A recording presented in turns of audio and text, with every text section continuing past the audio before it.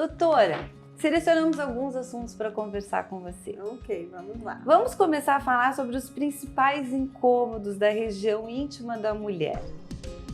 A doutora Isabel Bonadinelli é ginecologista, obstetra e ela é chefe do setor de patologia do trato genital inferior do Hospital Pérola Baito. E também é a segunda vice-presidente da Sociedade Brasileira de Laser. Com essa agenda super lotada, ela arranjou um tempinho para dar uma entrevista para a gente aqui na academia, ajudando o nosso compromisso de trazer informações seguras, sempre com o respaldo dos melhores especialistas. Não somos perfeitamente simétricas. Quais são as principais mudanças que nós temos durante a nossa vida, nossas etapas hormonais? Então vamos lá, começando na fase da transição, né, da infância para a puberdade, que as meninas começam a ter uma alteração dos seus hormônios, né? O hormônio feminino começa a predominar, principalmente o estrogênio, o progestagênio. Então ela já começa a ter essa mudança hormonal, né? E geralmente algumas são um pouquinho mais sensíveis, né? Algumas apresentam algumas alterações na flora vaginal delas, mesmo elas não tendo atividade sexual, mas a flora, por causa da condição de hormônio, acaba mudando. Às vezes elas têm um pouquinho de corrimento mais de repetição, né? Que dá aquela coceirinha na vulva da menina na puberdade, né?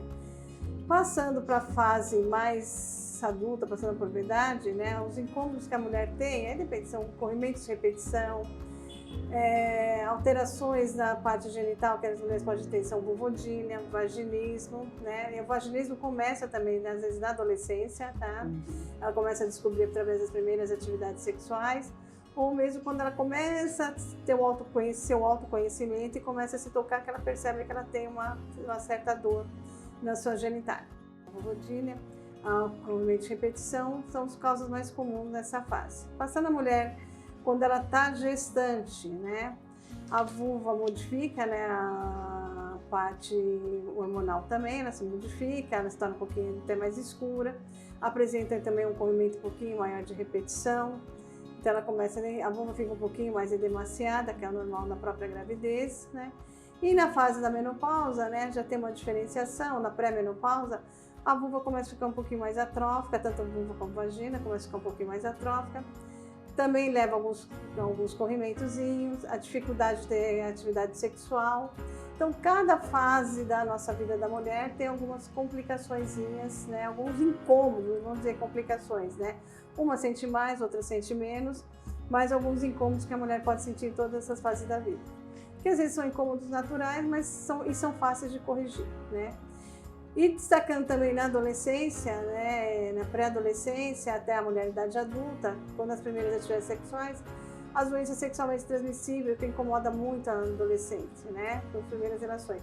Hoje a gente sabe que o HPV, uma única relação, você tem 50% de adquiri-lo, né, na primeira relação sexual. Então, é uma doença muito frequente, é uma infecção, né, sexualmente transmissível bastante frequente.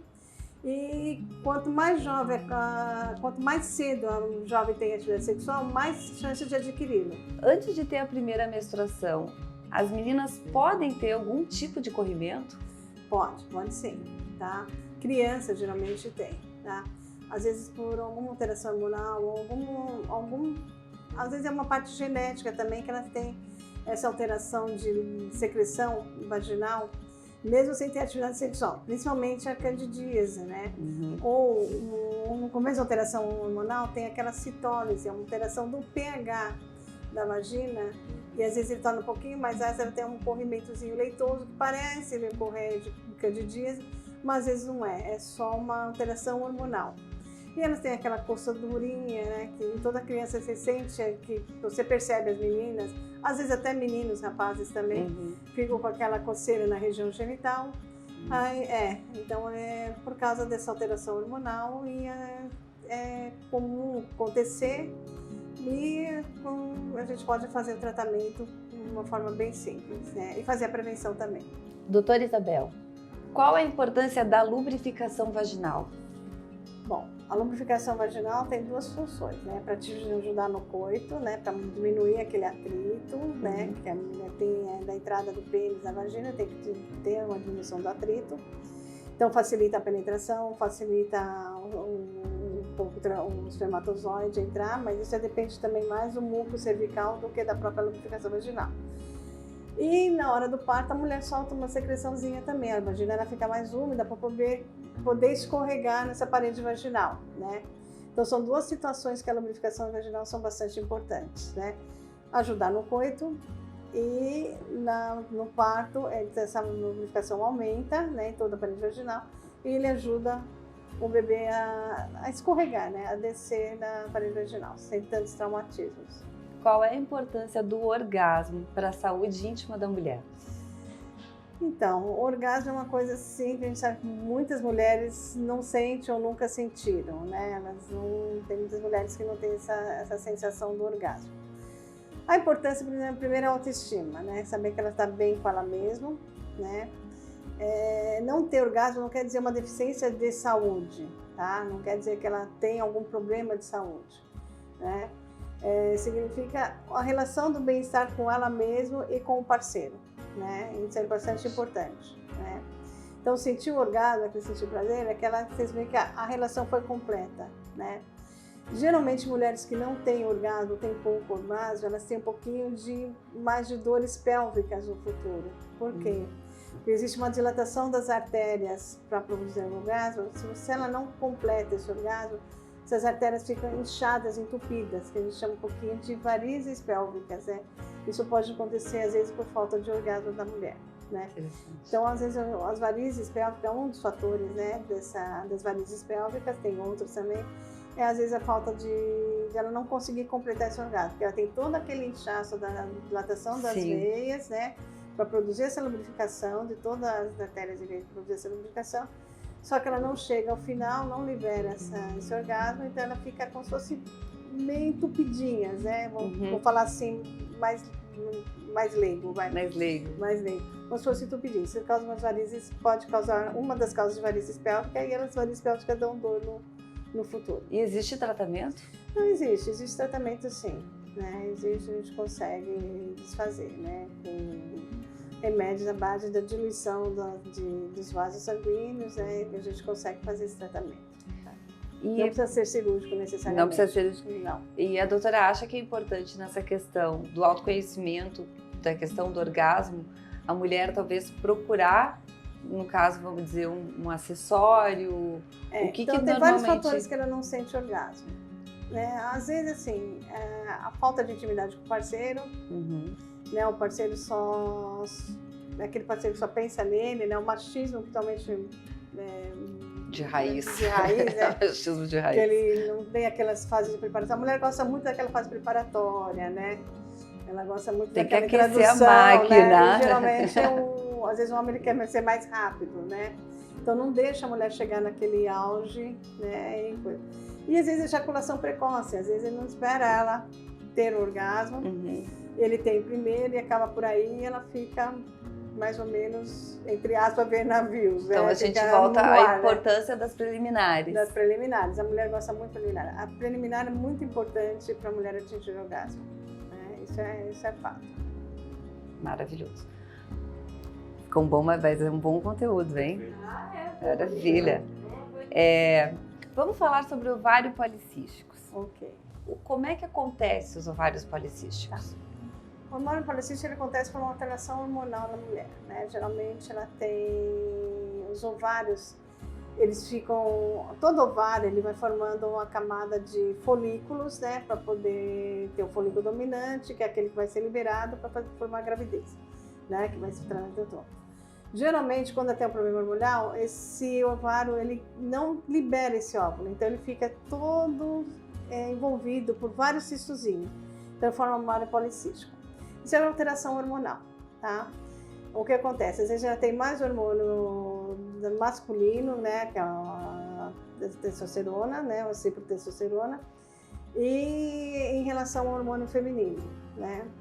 Então, essa alteração acaba dando esses ovários policísticos, né? É muito comum em adolescentes ter ovários microcísticos, mas não necessariamente policísticos. Doutora, quais são os principais sintomas do ovário policístico?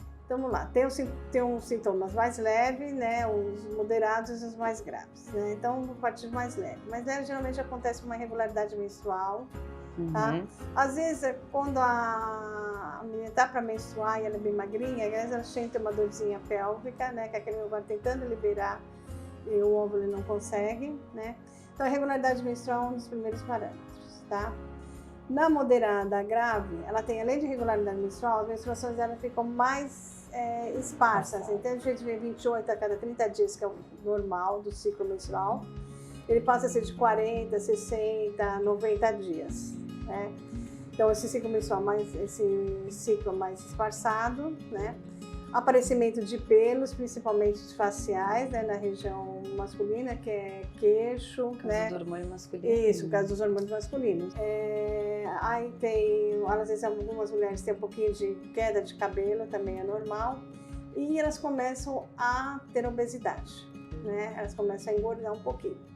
Então, adolescente que tem um pouquinho de irregularidade menstrual e começa a ter um pouquinho de aumento de peso, a gente já deve pensar no ovário policístico. Esse ovário não está funcionando bem. Outra característica importante são a presença de acne, né? É o que mais chama atenção, geralmente, da mãe. Minha filha está cheia de acne, ela deve estar com ovário policístico. Não, nem sempre a acne é ovário policístico. Se ela tiver os outros sintomas, né? Um excesso de pelo, obesidade. Obesidade. O pelo é mais para frente, é mais a grave, moderada para grave. A leve geralmente não apresenta tanta pelificação alterada. Apresenta mais a acne, a irregularidade menstrual, e ela começa a ter essa alteração de peso. Aí a gente vai partir para os exames de sangue, que não necessariamente a gente precisa pedir, mas é bom pedir, para fazer o diagnóstico de ovário policístico, né? Mas o que a gente pede é mais ultrassom e a sintomatologia, né? E os exames de sangue, a gente tem que ver a parte de glicemia, a parte hormonal, lógico, LH, FSH, parte de glicemia e parte de colesterol. São as partes importantes, que são as alterações metabólicas que o ovário policístico começa a desenvolver. Doutora, quais são os principais tratamentos para quem tem ovário policístico? Bom, primeiro a gente entrega uma pílula, né? Hoje a gente sabe que não precisa ser a base tanto de antiandrogênicos como a gente pensava. Na fase grave e moderada, sim, a gente entra com antiandrogênico. Mas uma pílula anticoncepcional para corrigir esse ciclo ovariano, né? Então tem que ser uma pílula anticoncepcional bifásica, né? A gente consegue corrigir esse ciclo, esse ovário, deixando ele ciclar pelo menos a cada 28 a 30 dias. E o tratamento que deve acompanhar junto com a introdução do hormônio, essa paciente tem que fazer um pouquinho de exercício, né? Porque ela tem que tirar esse ciclo vicioso. Quanto mais ela engorda, mais o ovário altera, entendeu? Mais ele fica policístico. Então fica nesse vicioso. O ovário policístico aumenta mais a obesidade. Então esse ciclo a gente tem que quebrar um pouquinho. Então tem que fazer um pouco de ginástica, tem que fazer exercício. Tem que fazer um pouco de exercício para tentar diminuir a obesidade. Se tiver colesterol muito alto, né, que às vezes algum adolescente tem por causa do ovário policístico, tem que corrigir o colesterol. Então e a glicemia também, a gente tem controlado a parte glicêmica dessa menina, deixar o mais baixo. Então corrigir a glicemia dessa paciente, às vezes a gente usa um antiglicêmico, né, que é a metformina. Não é indicado hoje para todos os pacientes, mas alguns pacientes a gente precisa lançar a mão da metformina para ajudar a diminuir essa glicemia em pacientes com ovário policístico. Mulheres ou meninas que possuem esse ovário policístico, elas têm chances menores de engravidar? Tem, elas têm uma chance um pouquinho mais reduzida, não impede de engravidar, tá? Não impede, né? Então, vou pensar adolescente, eu não vou tomar anticoncepcional porque eu não vou engravidar. Não é bem assim, tá? Ele reduz a chance de gravidez. As mais graves vão ter mais dificuldade, tá? Às vezes a gente vai ter que usar anticoncepcional para regular esse ciclo, não vai poder conseguir engravidar. Aí a gente tem que fazer indução de ovulação, né? Aí a gente consegue botar essa paciente, a gente volta a ciclar, corrige esse ovário, já faz indução de ovulação para ela engravidar com mais facilidade. Mas tem um pouco de dificuldade sim para engravidar, das moderadas para graves. A nova maternidade da quarta década da vida tem sido cada vez mais frequente, cheia de novos desafios. Quais são as principais dicas e informações para ser mãe depois dos 40? Carol, hoje as mulheres, né, em busca de melhores estudos, posição no mercado de trabalho, elas estão adiando cada vez mais a gestação. Encontrar o parceiro ideal também está sendo um pouquinho mais demorado hoje em dia. Bom, enfim, quais são as dicas que a gente pode ter? Se a mulher vai querer engravidar, com certeza, se ela encontra o parceiro, ou mesmo se ele não encontra, ela chega por volta dos 40 anos, ela vem, meu, eu tenho vontade de ser mãe. Ou ela congelou esse óvulo, agora ela vai querer usar esses óvulos, né, para fazer uma produção independente e ela ser mãe. Mas é possível engravidar de forma natural aos 40? Então, existe uma dificuldade, mas consegue, né? Então, a gente vai ter que fazer alguns exames para ver se ela tem folículos suficientes, né, para ver se consegue fazer essa pescagenzinha da programação de gravidez. Mas consegue, né? A gente consegue fazer indução de ovulação, se ela tiver hormônios bons, né? Uma atividade de hormônio bom, LH, FSH e progesterona em níveis ideais. Aquele fator antimileniano que a gente pede para colher não tiver tão baixo, tiver proporcional com a idade dela, a gente consegue fazer que ela desenvolva uma gravidez natural ou a partir de uma indução simples, sem precisar procurar uma clínica de fertilização, né? Mas isso vai depender dos hormônios dela. Mas uma dica, né? A mulher que quer engravidar nesse horário, ela tem que fazer um belo check-up antes, né? Então vamos diminuir colesterol, porque nessa idade tudo aumenta o risco, né? Aumenta o risco de diabetes gestacional, aumenta o risco de hipertensão na gravidez, alterações cardíacas na gravidez. Então se ela quer fazer uma gravidez nessa idade, ela precisa primeiro corrigir todo o metabolismo dela, né? Síndrome metabólica dela. Então vamos corrigir a glicemia, vamos corrigir a parte cardíaca, ver se ela está com a parte cardíaca boa, fazer um check-up na área cardiológica, fazer um check-up também na parte clínica, né? Como é que estão. Varizes é comum acontecer na própria gravidez, mas a mulher aos 40, você sabe que isso vai aumentar, né? E a alteração de varizes tem várias complicações também durante a gravidez, inchaço, umas coisas que vão perturbar. Qual é o momento exato que a mulher precisa começar a se preocupar em congelar os óvulos? A partir do 30, 32, ela já tem que ficar com aquela sensação, opa, como é que eu tô? Eu tenho o meu parceiro ideal para ser pai dos meus filhos, eu não tenho.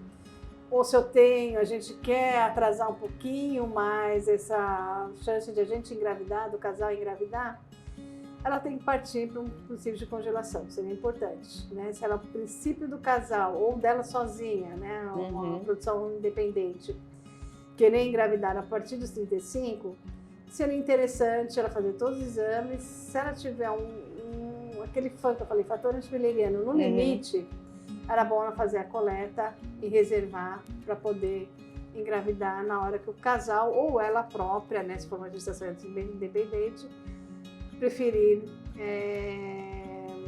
recrutar esses óvulos. A doutora recebe muitos casais homoafetivas querendo engravidar? Sim, não muitos, mas recebo, né, que querem engravidar, sim. Né? Então a gente faz da mesma forma, né? Faz toda a pesquisa clínica daquela mulher que quer engravidar, porque ela recebendo o esperma ou de amigo, ou de algum conhecido que ela tenha, ou do banco de esperma, que hoje também é permitido, né? Então a gente faz a mesma coisa. Se ela for mais jovem, a gente vai cuidar dessa pré-gravidez, né? Conforme a idade dela. Se ela for a partir dos 35 anos, a gente vai fazer todo o check-up, orientar ela, tudo que a gente orienta para mulheres, né, heterogâmicas, né, com as pacientes homoafetivas. Então, o acompanhamento é igual, né? O acompanhamento dela é igual. A pré-gestação é igual. Os tratamentos de fertilidade, eles existem em alguma idade para poder procurar ou tem mulheres que mesmo novas precisam procurar? Então, no serviço público existe um limite de até 35 anos, né? Então, são poucos serviços públicos que fazem o tratamento de fertilidade e eles botam uma idade limite de 35 anos, né? Porque eles pensam, eles têm aquela premissa de que essa gravidez vai ter que correr de forma certa e porque a parte financeira deles é um pouquinho menor, né? Mas tem lugares que fazem acima de 35 anos. Mas geralmente nós já. Agora, no sistema particular, Aí é ver com o seu médico, né? Tem mulheres que engravidaram com 50, 60 anos, que fizeram inseminação e foram para frente, né? Mas no público eles botam limite de 35 anos. O prolapso genital, mais conhecido como bexiga caída, como é que ele desencadeia esse... É uma falha do assoalho pélvico, né? O nosso assoalho pélvico ele é composto de várias musculaturas que fazem segurar a bexiga, o útero e a fáscia posterior, que é a parte retal. Quando você tem múltiplas gravidezes, alterações genéticas, às vezes não é uma gravidez e às vezes a mulher tem uma deficiência genética de colágeno, né? Essa bexiga cai. Ah, mas eu não tive muitos filhos, mas minha bexiga caiu, meu útero desceu, né, que ela chama, meu útero caiu. Né? Por que isso? Porque tem uma deficiência genética também. Né? A parte de colágeno e elastina desses músculos, né? Dessas mucosas, né? Dessa parte muscular, está bem frágil e acaba descendo. Então, a fragilidade do assoalho pélvico. Né? E geralmente, quando a bexiga cai, geralmente a gente chama de cistocélia. A parede vaginal, a bexiga ela desce, né? Ela empurra a parede vaginal para baixo e ela sai exteriorizando um pouquinho para fora do introito vaginal. Né? Então a gente chama de grau 1 quando ela vai estar em introito vaginal, grau 2 quando ela passa um pouquinho, grau 3 quando ela sai quase total. A mesma coisa na fragilidade da parte posterior da mucosa vaginal, que é a retocele. E quando tem a deficiência dos ligamentos uterinos, né, a fragilidade do útero, o útero desce também junto. Doutora, qual é o tratamento mais indicado para o prolapso genital, conhecido como bexiga caída? Então, depende do grau, tá? Quando é um grau bastante importante, grau 3, grau 4, né, que é toda a esterilização desse órgão para fora do introito vaginal, aí é cirúrgico, o tratamento é cirúrgico. O grau 1, grau 2, a gente está se tentando muito na introdução das energias, como o laser de CO2, a radiofrequência e o ultrassom microfocado, tá? Melhorando a elasticidade tanto da mucosa quanto da parte muscular e fazer esse órgão subir. Uma das cirurgias é a colocação de tela, né, a tela sintética que coloca na região da pubis, que segura esses órgãos lá para cima. E quando ele é leve, o paciente não quer operar ou não pode operar, a gente usa como se fosse um capuzinho cervical chamado pessário, que é o mesmo que a gente usa na incompetência cervical quando a mulher tem abortamento de repetição. Então é como se fosse um capuzinho que a gente prende o colo do útero. E tanto ele vai subir, né? Esse útero vai subir e ele também não vai dilatar quando for a gravidez, né? Que a dilatação precoce provoca múltiplos abortamentos. Então ele serve para as duas coisas, esse pessário. Então um dos tratamentos do prolapso genital. Qual é o melhor tratamento para quem tem abortos por repetição? Tá. É considerado aborto de repetição a mulher que tem o mesmo parceiro e ela perdeu 3 gravidezes seguidas, né? Aí a gente considera como um abortamento de repetição, né? Ou tem duas causas, né? Até 12 semanas a gente considera abortamento, após 12 semanas a gente considera como se fosse uma incompetência cervical. Qual é a diferença, né? O abortamento até 12 semanas, as causas são genéticas, a gente vai fazer o tratamento conforme está causando esses abortamentos. Às vezes é parte genética, incompatibilidade do casal, nos genes do casal, tá? Provoca seria óvulos mal formados ou fetinhos mal formados e o nosso organismo tem a espelita. A compatibilidade genética é uma das primeiras causas até a 30 semana. A deficiência hormonal da mulher também é outra, que até 12 semanas de gravidez, a gente faz a reposição de hormônios, né? A gente usa progesterona, né, em quantidades razoáveis para tentar segurar esse abortamento. E foi fazer pesquisa de cardiolipídicos, né? Alteração de alguns fatores desencadeantes desse abortamento, que são microcoagulações das artérias uterinas que provocam, que promovem esses abortamentos. Então a gente vai fazer a pesquisa disso, se isso der alteração, né, com coagulograma, pesquisa de anticorpos fosfolípides, né, antifosfolípides, e a gente vai fazer o tratamento, isso vai tentar segurar essa gravidez. Acima de 12 semanas, tem várias causas. Tem as causas infecciosas, né, e as causas da incompetência ritmo-cervical. Então, a mulher tem um filho que foi a gravidez até 36, 38 semanas. O segundo filho foi até umas 32. O terceiro filho até umas 30. Como aqui está acontecendo, esse útero não está conseguindo segurar minha gravidez até o final. Então, se é uma incompetência ritmo-cervical, o colo do útero, ele fica como se fosse esgarçado, né? Ele perde a força, na verdade, mais ou menos isso, né? Ele perde a força muscular e ele vai abrindo antes da hora, tá? Existem exames ultrassonográficos para prever isso e a gente faz 2 tratamentos, que é a cerclagem, que é 2 pontos, vários pontinhos no colo do útero, a gente fecha ele, ou usa esse pessário que eu acabei de explicar para vocês no prolapso, tá? Que é como se fosse um copinho, né? Um capuz que a gente coloca no colo do útero e impede que esse útero abra, dilata, e ela consegue segurar esse tratamento até o final da gravidez. A fisioterapia pélvica também ajuda? Nesse caso, não. Não? Nesse caso, não. A fisioterapia pélvica ajuda um pouquinho nos prolapsos, tá? Ele ajuda um pouquinho. O paciente que não pode operar, não tem indicação de cirurgia, ele ajuda a reconstruir essa fragilidade pélvica, a fortalecer a musculatura, e isso ajuda um pouco nos prolapsos. Qual é a diferença principal entre vaginismo e vulvodínia?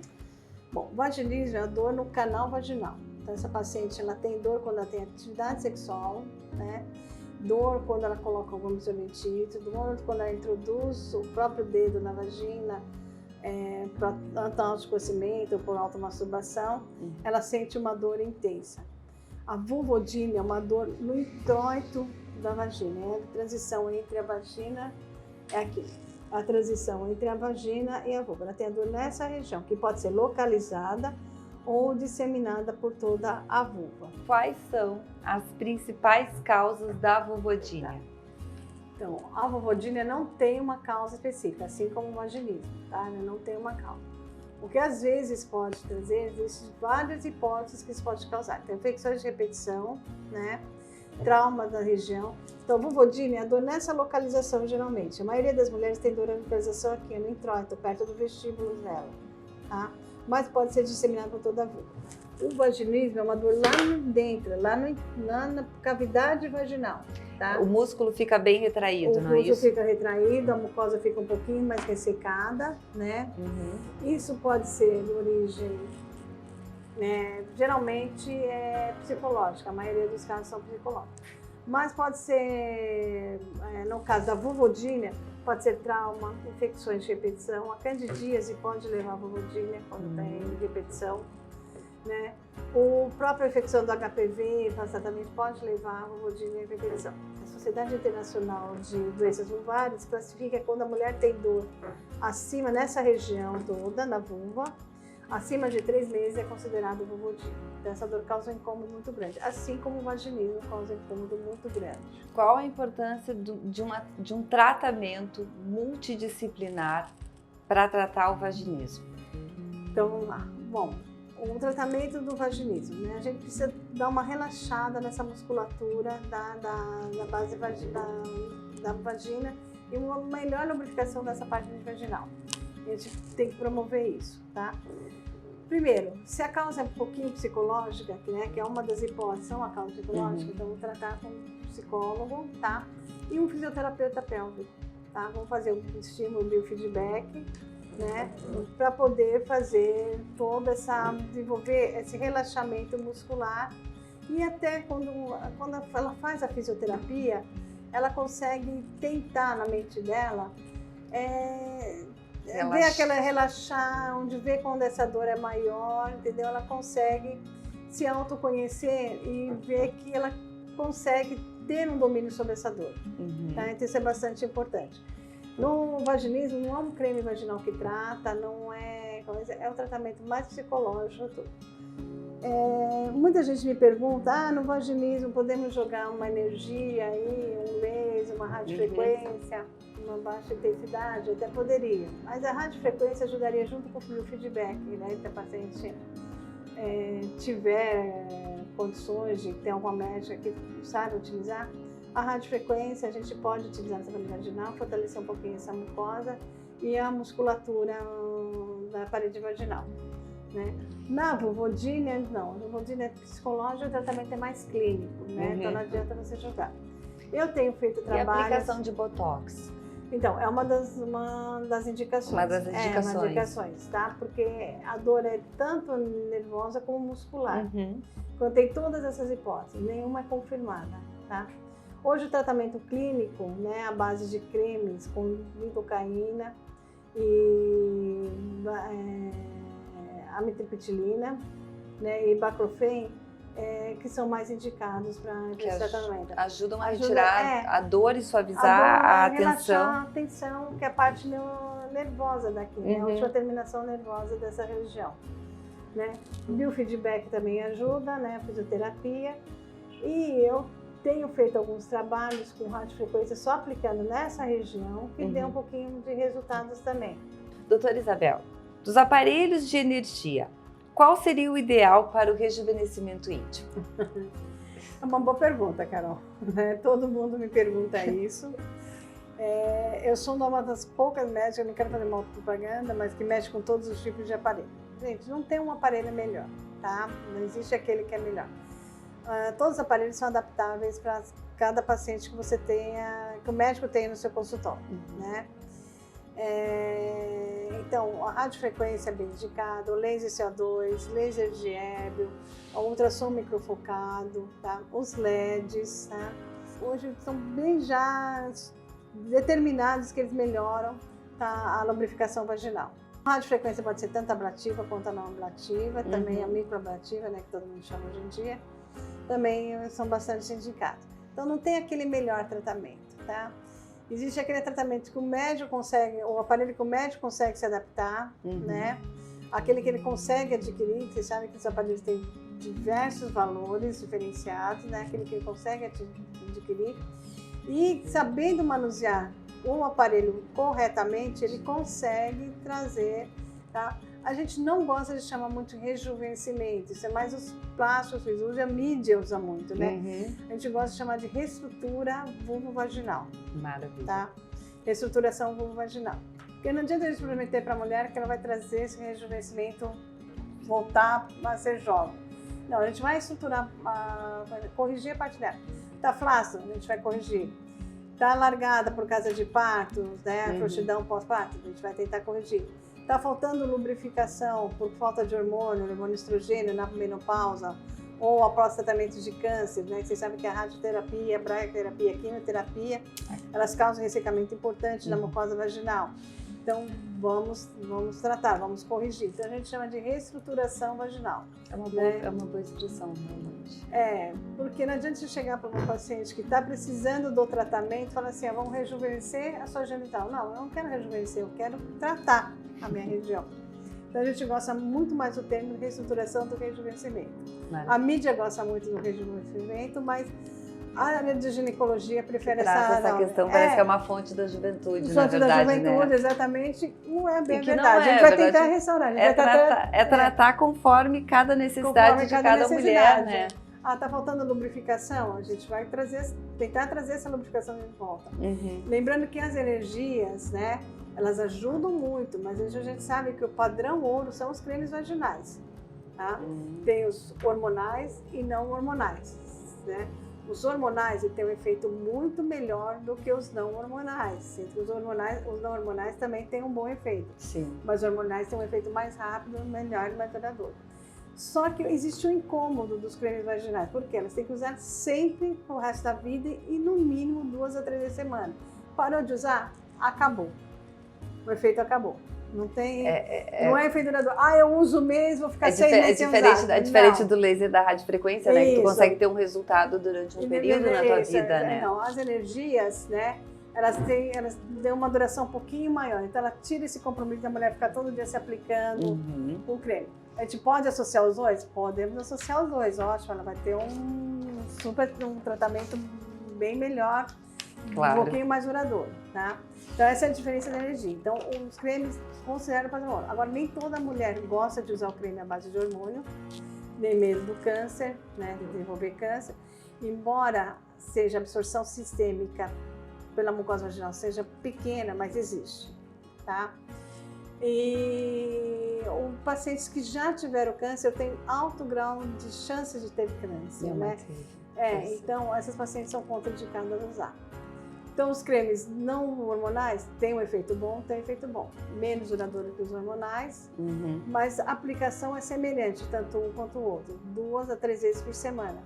Então, usou, parou de usar, acabou. O efeito é só para aquele período de uso. Durante aquele período de uso. Só durante o uso. Parou de usar, não tem jeito.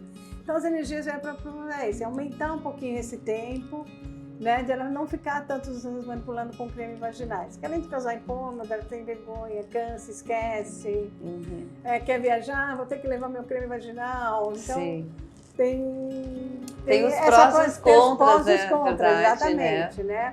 Mas lembrando que eles são, tanto um quanto o outro, hormonal, são padrões únicos de tratamento, tá? As energias vêm depois.